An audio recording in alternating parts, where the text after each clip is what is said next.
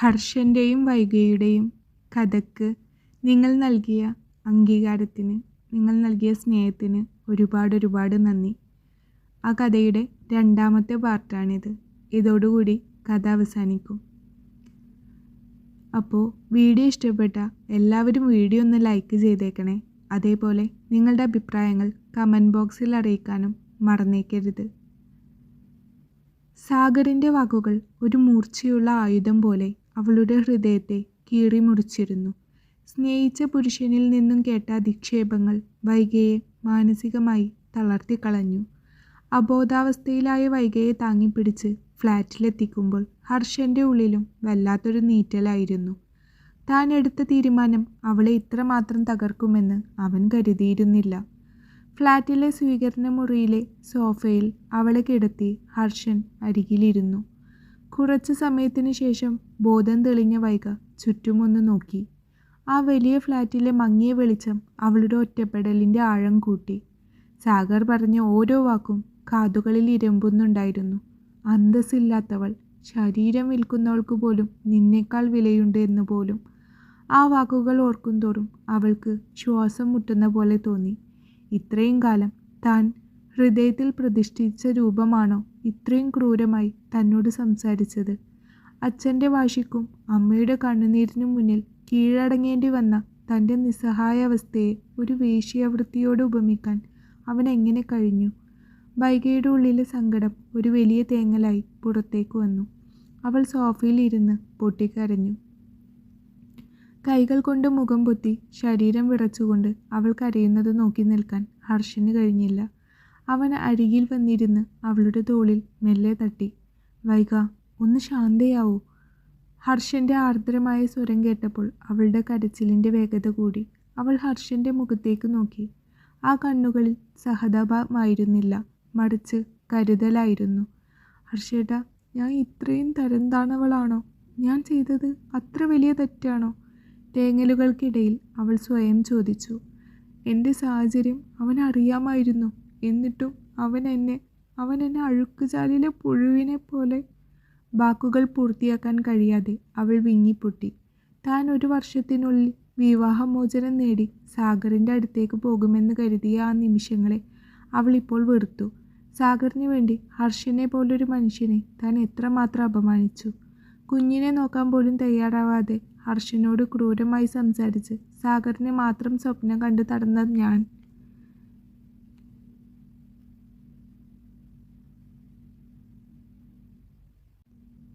എത്ര വിഡ്ഢിയായിരുന്നു. എനിക്ക് ആരോടും പരാതിയില്ല വൈഗ, ഹർഷൻ പതുക്കെ പറഞ്ഞു. സാഗർ പറഞ്ഞത് അവൻ്റെ ചിന്താഗതിയാണ്. പക്ഷെ നീ ആരാണെന്ന് നിനക്കറിയാം. നിന്റെ സാഹചര്യം നിന്നെ ഇവിടെ എത്തിച്ചതാണ്. അതിൽ നീ സ്വയം കുറ്റപ്പെടുത്തേണ്ടതില്ല.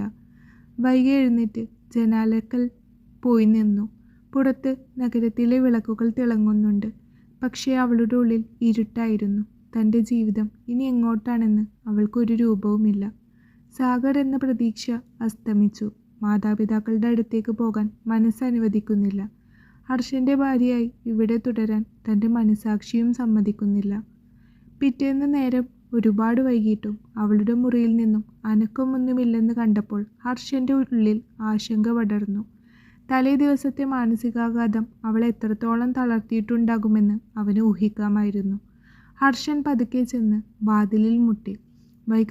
വൈഗേ. പ്രതികരണമൊന്നുമില്ല. അവൻ ശബ്ദം അല്പം കൂട്ടി വിളിച്ചു നോക്കി. എങ്കിലും അകത്തു നിന്നും മറുപടി ഉണ്ടായില്ല. ഹർഷൻ പരിഭ്രമത്തോടെ വാതിൽ തള്ളി നോക്കിയപ്പോൾ അത് കുറ്റിയിട്ടിരുന്നില്ല. മെല്ലെ വാതിൽ തുറന്ന് അകത്തേക്ക് നോക്കിയപ്പോൾ പുതപ്പിനുള്ളിൽ ചുരുണ്ടുകൂടി കിടക്കുന്ന വൈഗയെയാണ് കണ്ടത്. അരികിൽ ചെന്ന് നോക്കിയപ്പോൾ അവളുടെ ശ്വാസോച്ഛ്വാസത്തിന് ഒരു ചൂടുണ്ടായിരുന്നു. വൈഗ. അവൻ അവളുടെ നെറ്റിയിൽ കൈവച്ചു. പൊള്ളുന്ന പനി. ആ ചൂടിൽ തൊട്ടപ്പോൾ ഹർഷൻ ഞെട്ടിപ്പോയി. കരഞ്ഞു തളർന്ന് എപ്പോഴോ ഉറങ്ങിയത് പോയതാവണം. അവളാകെ വിയർത്തു കുളിച്ചിരുന്നു. വൈഗേ, എഴുന്നേറ്റ്, പനിയാണല്ലോ. ഹർഷൻ അവളെ മെല്ലെ താങ്ങിയിരുത്താൻ ശ്രമിച്ചു. അവൾ കണ്ണു തുറക്കാൻ പാടുപെടുന്നുണ്ടായിരുന്നു. പനിയുടെ തളർച്ചയിൽ പാതി വിടർന്ന മിഴികളിലൂടെ അവൾ ഹർഷനെ നോക്കി. ആ നോട്ടത്തിൽ പഴയ ദേഷ്യമോ വെറുപ്പോ ഒന്നും ഉണ്ടായിരുന്നില്ല. പകരം ഒരുതരം നിസ്സഹായാവസ്ഥ മാത്രം. ഹർഷൻ വേഗം അടുക്കളയിൽ ചെന്ന് വെള്ളവും ഒരു കഷ്ണം തുണിയുമായി വന്നു. അവൾക്ക് കുടിക്കാൻ കുറച്ച് വെള്ളം നൽകിയ ശേഷം നെറ്റിയിൽ നനഞ്ഞ തുണി വെച്ചു കൊടുത്തു. ഒന്നുമില്ല, ഇതിപ്പോൾ മാറും, അവൻ അവളെ ആശ്വസിപ്പിച്ചു. പണ്ട് കുഞ്ഞിന് പനി വന്നപ്പോൾ താൻ കാണിച്ച ക്രൂരത വൈഗയ്ക്ക് ഓർമ്മ വന്നു. ഹർഷനോട് താൻ എത്ര മോശമായിട്ടാണ് പെരുമാറിയത്. പക്ഷേ ഇപ്പോൾ അയാൾ യാതൊരു പരിഭവമില്ലാതെ തന്നെ ശുശ്രൂഷിക്കുന്നു. ആ ചിന്ത അവളുടെ ഉള്ളിൽ നീറ്റലുണ്ടാക്കി. ഹർഷേട്ടാ, കുഞ്ഞ്, ഇടറിയ സ്വരത്തിൽ അവൾ ചോദിച്ചു. അവൻ ഉറങ്ങുകയാണ്, നീ ഇപ്പോൾ നിന്നെ ശ്രദ്ധിക്ക്. ഹർഷൻ അവളുടെ കൈകൾ പതുക്കെ അമർത്തിപ്പിടിച്ചു. ഹർഷൻ തന്നെ കഞ്ഞിയെല്ലാം ഉണ്ടാക്കി വൈഗയുടെ അരികിൽ കൊണ്ടുവന്നു. ഇത് കുറച്ച് കുടിക്ക്, എന്നിട്ട് ഗുളിക കഴിക്കാം. ആദ്യമൊക്കെ അവൾ വിസമ്മതിച്ചെങ്കിലും ഹർഷൻ്റെ നിർബന്ധത്തിന് വഴങ്ങി ഓരോ സ്പൂൺ വീതം അവൾ കുടിച്ചു തുടങ്ങി. ഹർഷൻ്റെ സാമീപ്യം വൈഗയിൽ അറിഞ്ഞോ അറിയാതെയോ ഒരു സുരക്ഷിതത്വ ബോധം നിറക്കുന്നുണ്ടായിരുന്നു. ഒരു ഭർത്താവെന്ന നിലയിലോ കാമുകൻ എന്ന നിലയിലോ ആയിരുന്നില്ല അത്. മറിച്ച് ലോകത്ത് ആരുമില്ലാത്ത അവസ്ഥയിൽ തനിക്ക് താങ്ങായി നിൽക്കുന്ന ഒരു മനുഷ്യൻ എന്ന നിലയിൽ വൈഗ ഹർഷനെ കണ്ടു തുടങ്ങി. ശുശ്രൂഷയ്ക്കിടയിൽ ഹർഷൻ അവളുടെ തലയിൽ തലോടുമ്പോൾ വൈഗയുടെ കണ്ണ് നിറഞ്ഞൊഴുകി. താൻ ഇതുവരെ കണ്ട സ്വപ്നങ്ങൾ വെറും നിഴലുകളായിരുന്നെന്നും കൂടെയുള്ള ഈ മനുഷ്യനാണ് തൻ്റെ യഥാർത്ഥ സുരക്ഷയെന്നും വൈഗ തിരിച്ചറിയുകയായിരുന്നു. പനി കുറഞ്ഞു തുടങ്ങിയതോടെ വൈഗയുടെ മനസ്സ് ആദ്യം തിരഞ്ഞത് ആ കുഞ്ഞിനെയായിരുന്നു. മുറിയിൽ നിന്നും പതുക്കെ പുറത്തിറങ്ങി അവൾ ഹാളിൻ്റെ മൂലയിൽ തനിയെ കളിപ്പാട്ടങ്ങളുമായിരിക്കുന്ന കുഞ്ഞിനെ കണ്ടു. പണ്ട് അവനെ കാണുമ്പോൾ തോന്നിയിരുന്ന വൈരാഗ്യമോ ദേഷ്യമോ ഇപ്പോൾ അവളുടെ ഉള്ളിലില്ല. പകരം അമ്മയില്ലാത്ത കുഞ്ഞിൻ്റെ നിസ്സഹായ അവസ്ഥ അവളെ വല്ലാതെ നോവിച്ചു. പതുക്കെ കുഞ്ഞിൻ്റെ അരികിലേക്ക് ചെന്ന് അവൾ അവനെ തൻ്റെ മാറോടണച്ചു. ആദ്യമായി ആ കുഞ്ഞിൻ്റെ മണമേറ്റപ്പോൾ വൈഗയുടെ ഉള്ളിൽ മാതൃത്വത്തിൻ്റെ ഒരു ഉറവ പൊട്ടി. അവൾ അവനെ ഉമ്മകൾ കൊണ്ട് മൂടി. ആ നിമിഷം മുതൽ വൈഗയുടെ ലോകം കുഞ്ഞിന് ചുറ്റുമായി. അവനെ കുളിപ്പിക്കുന്നതും ഭക്ഷണം കൊടുക്കുന്നതും അവനോടൊപ്പം കളിക്കുന്നതും അവൾക്കൊരു നിയോഗമായി മാറി. പക്ഷെ വൈഗയിലെ ഈ മാറ്റങ്ങൾ ഹർഷനെ അത്ഭുതപ്പെടുത്തിയില്ലെങ്കിലും അവൻ അവളിൽ നിന്നും ഒരകലം പാലിക്കാൻ തുടങ്ങി. വൈഗ കുഞ്ഞിനെ സ്നേഹിക്കുന്നത് കാണുമ്പോൾ അവൻ സന്തോഷിച്ചു. അവൾക്ക് ആവശ്യമുള്ളതെല്ലാം ഒരുക്കി കൊടുത്തു. എന്നാൽ പഴയതുപോലെ അവളുടെ അടുത്തേക്ക് വരാനോ സംസാരിക്കാനോ അവൻ മുതിർന്നില്ല. വൈഗ എന്തെങ്കിലും ചോദിച്ചാൽ മാത്രം ചുരുങ്ങിയ വാക്കുകളിൽ മറുപടി നൽകി അവൻ ഒഴിഞ്ഞു മാറി. വൈഗയ്ക്ക് അത് വല്ലാത്തൊരു സങ്കടമായി തോന്നി. തന്നെ സാഗറിനൊപ്പം അയക്കാൻ പോലും തയ്യാറായ മനുഷ്യൻ ഇപ്പോൾ താൻ ഇവിടെ ഇല്ല എന്നതുപോലെ പെരുമാറുന്നത് അവൾക്ക് സഹിക്കാനായില്ല. കുഞ്ഞിനോടുള്ള സ്നേഹം വളരുംതോറും ഹർഷനോടുള്ള അവളുടെ കാഴ്ചപ്പാടും മാറുകയായിരുന്നു. അവൻ്റെ പക്വതയും തന്നെ ശുശ്രൂഷിച്ച കരുതലുമെല്ലാം വൈഗയുടെ ഉള്ളിൽ പുതിയൊരു പ്രണയത്തിൻ്റെ വിത്തുപാകി. ഹർഷൻ്റെ തണുത്ത പെരുമാറ്റം വൈഗയെ ഉള്ളിൽ നിന്ന് ചുട്ടുപൊള്ളിക്കുന്നുണ്ടായിരുന്നു. ഓരോ ദിവസവും അവൾ അവനിലേക്ക് അടുക്കാൻ ശ്രമിക്കുമ്പോഴും ഒരു അദൃശ്യ മതിൽ നിർമ്മിച്ച് ഹർഷൻ അകലം പാലിച്ചു. കുഞ്ഞിനെ ചേർത്ത് പിടിക്കുമ്പോൾ അവൾ അനുഭവിക്കുന്ന ആ ചെറിയ സന്തോഷം പോലും ഹർഷൻ്റെ മൗനത്തിന് മുന്നിൽ ഇല്ലാതാവുകയായിരുന്നു. അന്ന് ഉച്ച കഴിഞ്ഞ് ഹർഷൻ പതിവില്ലാതെ നേരത്തെ ഫ്ലാറ്റിലെത്തി. അവൻ്റെ കയ്യിൽ ഒരു കവറുണ്ടായിരുന്നു. മുഖത്ത് ഭാവഭേദങ്ങളൊന്നുമില്ലാതെ അവൻ വൈഗയുടെ അരികിലേക്ക് നടന്നു. വൈഗ, ഇത് നിനക്കുള്ളതാണ്. അവൻ ആ കവർ ടീപ്പോയിലേക്ക് വെച്ചു. വൈഗ സംശയത്തോടെ അവനെ ഒന്ന് നോക്കി. ഇതെന്താണ് ഹർഷേട്ടാ? ഇത് ഡിവോഴ്സ് ലെറ്റർ. ഹർഷൻ്റെ സ്വരം വല്ലാതെ താഴ്ന്നിരുന്നു. ആ വാക്കുകൾ കേട്ടതും വൈഗയുടെ ഉള്ളൊന്ന് പിടഞ്ഞു. ഹർഷൻ്റെ വാക്കുകൾ ഒരു ഇടിമിന്നൽ പോലെയാണ് വൈഗയുടെ കാതുകളിൽ പതിച്ചത്. വിറക്കുന്ന കൈകളോടെ അവൾ ആ കവർ കയ്യിലെടുത്തു. അതിൽ ഡിവോഴ്സ് ലെറ്റർ എന്ന് വലിയ അക്ഷരത്തിൽ എഴുതിയത് കണ്ടപ്പോൾ അവളുടെ കാഴ്ച മങ്ങുന്നത് പോലെ തോന്നി. ഇത്രയും കാലം താൻ ആഗ്രഹിച്ചതും വാശി പിടിച്ചതും ഈയൊരു കടലാസിന് വേണ്ടിയായിരുന്നില്ലേ? സാഗറിനൊപ്പം പോകാൻ വേണ്ടി ഹർഷനെ എത്രമാത്രം വേദനിപ്പിച്ചു. എന്നാൽ ഇന്ന് അതേ കടലാസ് കയ്യിലിരിക്കുമ്പോൾ വൈഗയുടെ ഉള്ളിൽ സന്തോഷത്തിന് പകരം ഒരു വലിയ ശൂന്യതയാണ് അനുഭവപ്പെട്ടത്. അവൾ ആ പേപ്പറും മുറുക്കി പിടിച്ച് സോഫയിലേക്ക് തളർന്നിരുന്നു. ഹർഷൻ അവളുടെ അരികിൽ നിന്നും മാറി ജനാലയ്ക്കൽ പോയി നിന്നു. നഗരത്തിലെ തിരക്കുകളിലേക്ക് നോക്കി ഒട്ടും ഭാവഭേദമില്ലാതെ അവൻ പറഞ്ഞു തുടങ്ങി. വൈഗ, നീ ആഗ്രഹിച്ച സ്വാതന്ത്ര്യമാണിത്. നിന്റെ സമ്മതമില്ലാതെ അടിച്ചേൽപ്പിക്കപ്പെട്ട ഈ ബന്ധത്തിൽ നിന്നും നിനക്ക് മോചനം വേണമെന്ന് എനിക്കറിയാം. നിന്റെ സന്തോഷമാണ് എനിക്ക് വലുത്. ഈ കടലാസിൽ ഒപ്പിട്ട് തന്ന കഴിഞ്ഞാൽ നിനക്ക് നിന്റെ ഇഷ്ടമുള്ള ജീവിതത്തിലേക്ക് മടങ്ങാം. ഞാൻ ഒന്നിനും ഒരു തടസ്സമാവില്ല. ഹർഷൻ്റെ ഓരോ വാക്കും വൈഗയുടെ ഹൃദയത്തിൽ ആഴത്തിൽ മുറിവേൽപ്പിച്ചു. അവൾക്ക് ഉച്ചത്തിൽ വിളിച്ചു പറയണമെന്നുണ്ടായിരുന്നു, എനിക്കിത് വേണ്ട എന്ന്, എനിക്ക് നിങ്ങളുടെ ഒപ്പം ജീവിച്ചാൽ മതിയെന്ന്. പക്ഷെ അവളുടെ തൊണ്ടയിൽ വാക്കുകൾ കുടുങ്ങിപ്പോയി. അവൾ ആ പേപ്പറിൽ വിരലുകൾ കൊണ്ട് തലോടി. തൻ്റെ വാശിയും അഹങ്കാരവും കാരണമാണ് ഹർഷൻ ഇങ്ങനെയൊരു തീരുമാനമെടുത്തതെന്ന് അവൾക്ക് ഉറപ്പായിരുന്നു. അവൾ പതുക്കെ തലയുയർത്തി ഹർഷനെ ഒന്ന് നോക്കി.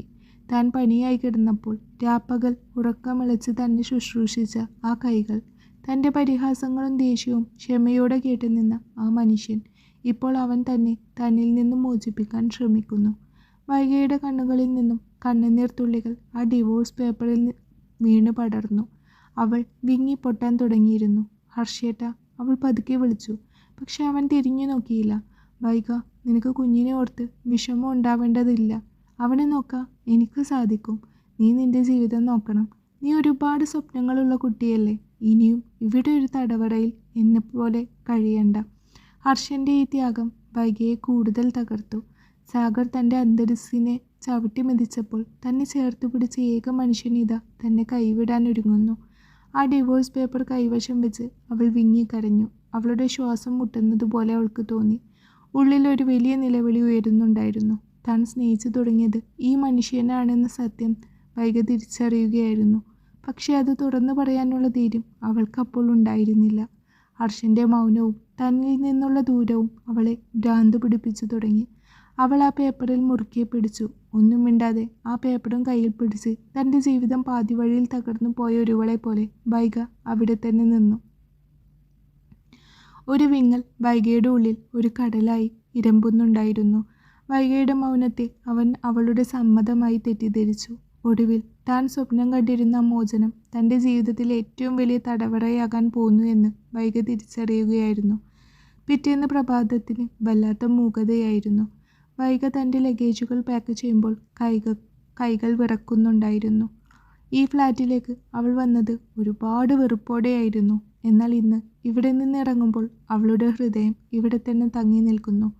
ഹർഷൻ പതിവ് പോലെ ശാന്തനായിരുന്നു. പക്ഷെ ആ ശാന്തതയ്ക്ക് പിന്നിൽ തകർന്നു പോയൊരു മനുഷ്യനുണ്ടായിരുന്നു. കാർ അവളുടെ തറവാട് വീടിന് മുന്നിൽ എത്തി നിന്നു. വൈകി ഇറങ്ങാൻ മടിച്ചു നിന്നു. ഹർഷൻ കാറിൽ നിന്ന് ഇറങ്ങി അവളുടെ ബാഗുകൾ പുറത്തെടുത്തു. ഹർഷൻ അവളെ ഒന്ന് നോക്കി. ആ നോട്ടത്തിൽ ഒരുപാട് കാര്യങ്ങൾ പറയാതെ പറയുന്നുണ്ടായിരുന്നു. വൈഗ, ഇനി നീ സ്വതന്ത്രയാണ്. വീട്ടുകാർ എന്തെങ്കിലും ചോദിച്ചാൽ ഞാൻ പറഞ്ഞോളാം. സാഗറുമായുള്ള കാര്യം അത് നിന്റെ തീരുമാനമാണ്. എങ്കിലും ഒന്ന് മാത്രം ഓർക്കുക, എന്താവശ്യമുണ്ടെങ്കിലും എന്ത് പാതിരാത്രിയാണെങ്കിലും നീ എന്നെ വിളിക്കണം. ഒരു ഭർത്താവായിട്ടല്ലെങ്കിലും നിന്റെ സുഹൃത്തായിട്ട് ഞാൻ നിനക്ക് വേണ്ടി ഉണ്ടാവും. ഹർഷൻ്റെ സ്വരം ഇടറുന്നുണ്ടായിരുന്നു. വൈഗ ഒന്നും മിണ്ടിയില്ല. അവളുടെ തൊണ്ടയിൽ വാക്കുകൾ കുടുങ്ങിക്കിടന്നു. എന്നെ ഇവിടുന്ന് കൊണ്ടുപോ എന്ന് നിലവിളിക്കാൻ അവൾ ആഗ്രഹിച്ചു. പക്ഷെ അവളുടെ ദുരഭിമാനം അവളെ തടഞ്ഞു. ഒന്നും പറയാതെ ഒരു യന്ത്രത്തെ പോലെ അവൾ വീടിൻ്റെ പടികൾ കയറി.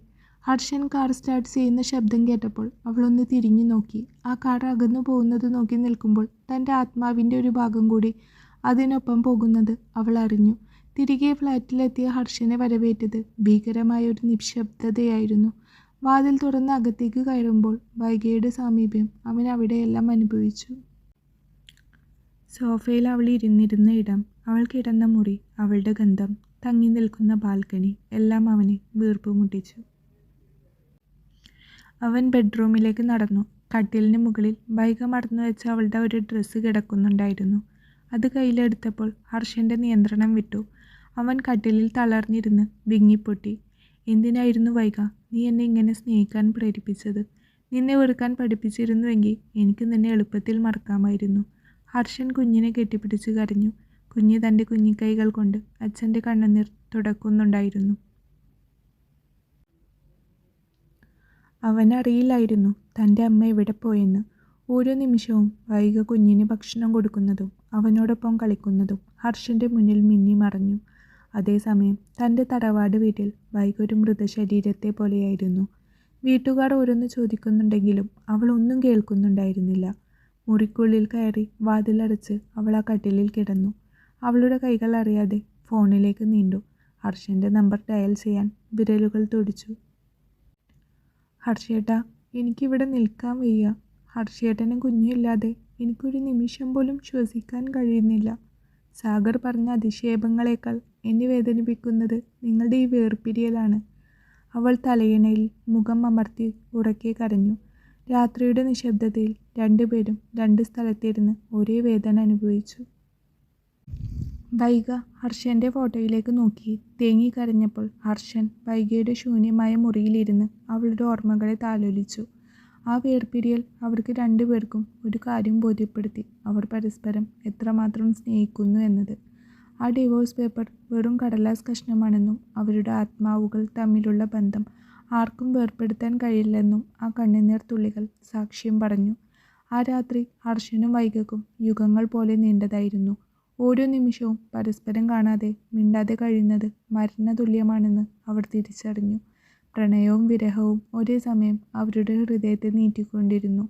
പിറ്റേന്ന് പ്രഭാതം സൂര്യരശ്മികൾ ഫ്ലാറ്റിൻ്റെ ബാൽക്കണിയിലേക്ക് മെല്ലെ അരിച്ചിറങ്ങുന്നുണ്ട്. ഉറക്കമില്ലാത്ത രാത്രിയുടെ തളർച്ചയിൽ ഹർഷൻ കുഞ്ഞിനെ ചേർത്ത് പിടിച്ച് സോഫയിൽ മയങ്ങുകയായിരുന്നു. വൈകിയില്ലാത്ത വലിയ വീട് അവനെ വല്ലാതെ ഭീതിയിലാഴ്ത്തുന്നുണ്ടായിരുന്നു. പെട്ടെന്നാണ് നിശബ്ദതയെ ഭേദിച്ച് കോളിംഗ് ബെൽ മുഴങ്ങിയത്. ഹർഷൻ ഞെട്ടിപ്പിടഞ്ഞ് എഴുന്നേറ്റു. ഈ നേരത്ത് ആരായിരിക്കും? അവൻ കുഞ്ഞിനെ മെല്ലെ മാറ്റിക്കിടത്തി വാതിലിനടുത്തേക്ക് നടന്നു. മനസ്സിൽ ഒരു നേർത്ത പ്രതീക്ഷ തോന്നിയിരുന്നെങ്കിലും അത് സംഭവിക്കുമെന്ന് അവൻ വിശ്വസിച്ചിരുന്നില്ല. വാതിൽ തുറന്ന ഹർഷൻ ഒരു നിമിഷം ശ്വാസം വിടാൻ പോലും മറന്നുപോയി. മുന്നിൽ നിൽക്കുന്നത് വൈഗയാണ്. അവളുടെ കണ്ണുകൾ കരഞ്ഞു കലങ്ങിയിരിക്കുന്നു. അഴിഞ്ഞു വീണ മുടിയിഴകളും വിളറിയ മുഖവും അവൾ അനുഭവിച്ച മാനസിക സംഘർഷത്തിൻ്റെ ആഴം വിടച്ചോതുന്നുണ്ടായിരുന്നു. കയ്യിൽ ചെറിയൊരു ബാഗ് മാത്രം. വൈഗ, നീ എന്ത് ചെയ്യുന്നേരത്ത്? ഹർഷൻ അവിശ്വസനീയതയോടെ ചോദിച്ചു. വൈഗ ഒന്നും മിണ്ടിയില്ല. അവളുടെ ചുണ്ടുകൾ വിറക്കുന്നുണ്ടായിരുന്നു. ഹർഷൻ്റെ മുഖത്തേക്ക് നോക്കിയതും അവളുടെ ഉള്ളിലെ കടൽ ഒരു വലിയ തേങ്ങലായി പുറത്തേക്ക് വന്നു.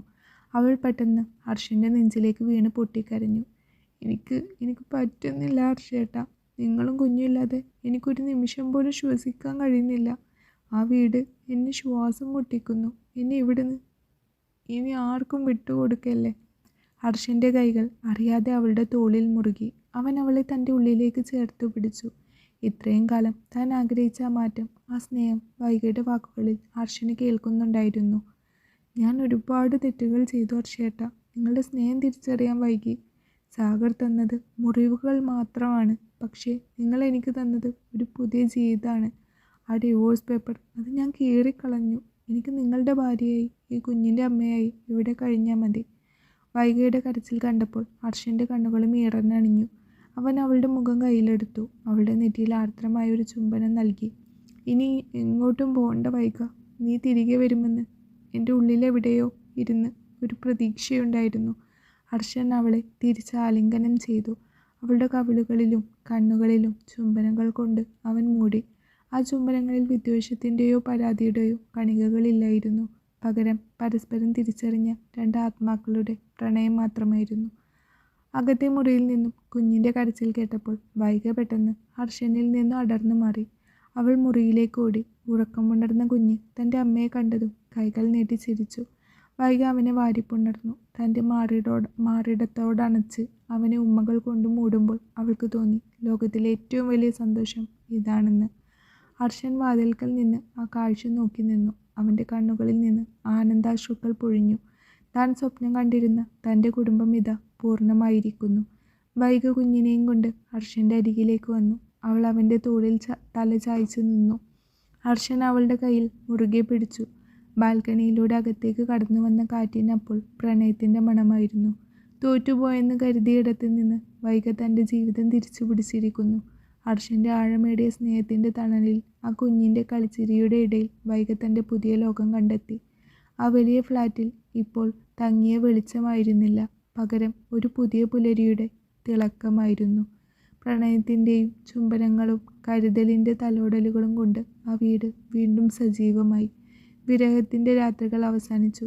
ഇനി അവർക്ക് മുന്നിലുള്ളത് സ്വപ്നങ്ങളുടെ വസന്തകാലമായിരുന്നു. ശുഭം. സൂര്യകാന്തി. നിങ്ങൾക്ക് ഈ കഥ ഇഷ്ടപ്പെട്ടിട്ടുണ്ടെങ്കിൽ വീഡിയോ ഒന്ന് ലൈക്ക് ചെയ്തേക്കണേ. അതേപോലെ നിങ്ങളുടെ അഭിപ്രായങ്ങൾ കമൻറ്റ് ബോക്സിൽ അറിയിക്കാനും മറക്കരുത്. പുതിയൊരു കഥയുമായി എത്ര എളുപ്പം വരുന്നതാണ്. അപ്പോൾ എല്ലാവരും സപ്പോർട്ട് ചെയ്യുക. Thank you.